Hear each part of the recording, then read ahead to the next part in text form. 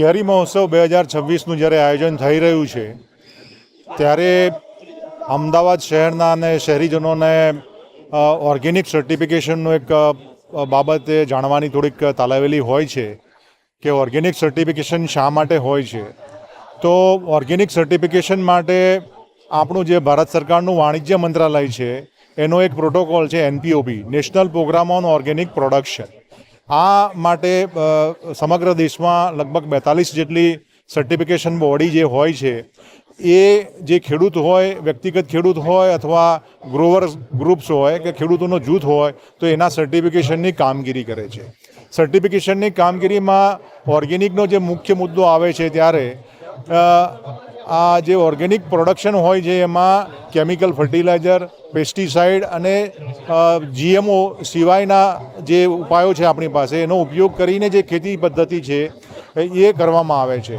એટલે એમાં કેટલીક બાબતો હોય છે કે કેટલાક પ્રોહિબિટેડ કેમિકલ્સ હોય છે એનો ઉપયોગ કરવામાં નથી આવતો અને ગુડ એગ્રીકલ્ચર પ્રેક્ટિસીસ છે એનો ઉપયોગ કરીને જે આખું ઉત્પાદન કરવામાં આવે છે. એટલે માનવ સ્વાસ્થ્યની દ્રષ્ટિએ સૌથી ઉચ્ચતમ પ્રકારની ગુણવત્તાયુક્ત ઓર્ગેનિક પ્રોડક્ટ્સ બજારમાં મળતી હોય છે.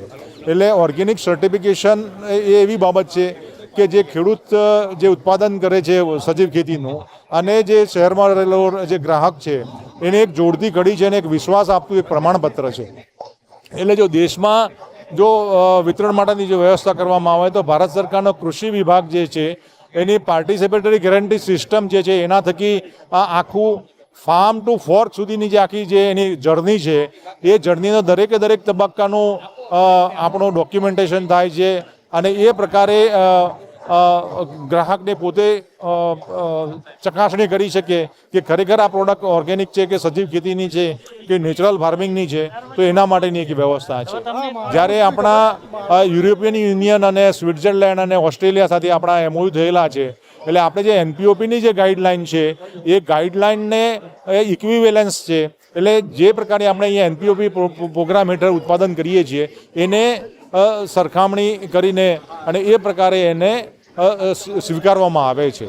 અને એ પ્રકારે સર્ટિફિકેશનનો મુખ્ય આશય એ છે કે ઉત્પાદન એકમથી દૂર રહેલા અથવા બીજા દેશમાં રહેલા જે ગ્રાહક છે એ ગ્રાહકને આખી ટ્રેસેબિલિટીનો કયા તબક્કામાં ઉત્પાદનમાં કયા કયા ઇનપુટ્સનો ઉપયોગ કર્યો છે, કઈ પદ્ધતિ અપનાવેલી છે, આ દરેકે દરેક બાબતની ટ્રેસેબિલિટીથી એને જાણકારી મળે છે. મારું નામ છે અનિલ પટેલ, નિયામક Shri Gujarat organic product certification agency. એટલે મારે ખેડૂત મિત્રોને અહીંયા આજે અમે વિવિધ સ્ટોલની મુલાકાત લીધી છે. એટલે એમાં 30થી 40% જેટલા જે સ્ટોલ છે એમાં બધા મિત્રોએ સર્ટિફિકેશન કરાવેલું છે. એટલે પોતાની એક બ્રાન્ડ ઇમેજ ઊભી કરી શકે એના માટે સર્ટિફિકેશનની જરૂર છે.